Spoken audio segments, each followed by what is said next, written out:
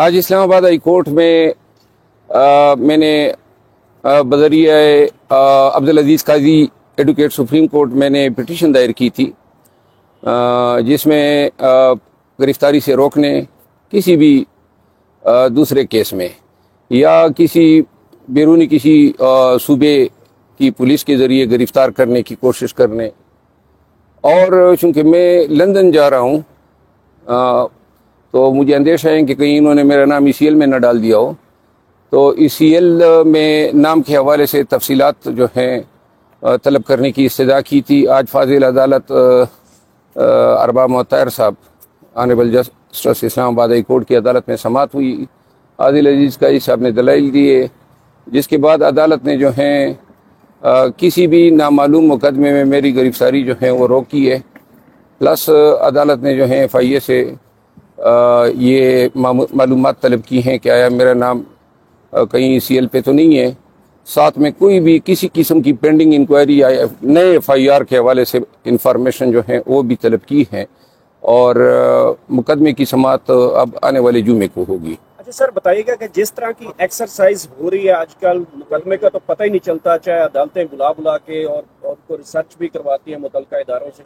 پھر بھی مقدمات کا تو پتہ نہیں چلتا۔ کوئی ایسی ہیپننگ ہو سکتی ہے کہ پھر کوئی نیا ایسا مقدمہ سامنے آیا جو عدالت کو بھی نہ بتائے؟ جی، آج کل یہی ہے نا، یہ لوگوں کے نظامی انصاف اور جو پولیس کا نظام ہے، اسی وجہ سے لوگوں کا اعتماد ڈواڈول ہوا ہے کہ کسی کو پتہ ہی نہیں ہوتا ہے کہ اس پہ کیا مقدمہ ہے، اور ان نون مقدمات میں لوگوں کو، خصوصاً پاکستان تحریک انصاف سے وابستہ لوگوں کو گرفتار کر رہے ہیں، اور جس کی وجہ سے یہ آمنی بس پٹیشن جو ہیں یہ سن 74 میں جو ہیں پہلی دفعہ یہ مولانا عبدالستار نیازی صاحب کے کیس میں یہ کنسیپٹ ڈیولپ ہوا تھا، اور اب پورے پاکستان میں لوگ جو ہیں اس لیگل پرنسپل کے تحت جو ہیں عدالتوں سے رجوع کر رہے ہیں۔ حالات ہی ایسے ہیں کہ ہر وقت آپ کو اپنی جانکاری لینی ہوتی ہے کہ کہیں کسی نامعلوم مقدمے میں جو ہیں انہوں نے امپلیکیٹ نہ کر دیا ہو۔ آپ کے فینس بہت زیادہ بن چکے ہیں پورے پاکستان میں، اور آپ بیرون ملک جا رہے ہیں تو فینس تو مایوس ہوں گے، کچھ فینس کے لیے کوئی میسج دینا چاہ رہے ہیں سر؟ میں اگر بیرون ملک جا رہا ہوں تو اس میں بھی خان صاحب کی ہدایات ہیں، اور خان صاحب کی پرمیشن سے اور ان کی انسٹرکشن کے تحت میں جا رہا ہوں، اور بیسیکلی مجھے ذاتی طور پر ضرورت ہے کہ کوئی 1 ہفتہ 10 دن جو ہیں میں تھوڑا سا جو ہے پیس آف مائنڈ فیل کروں، تھوڑا سا ریلیکس ہو جاؤں۔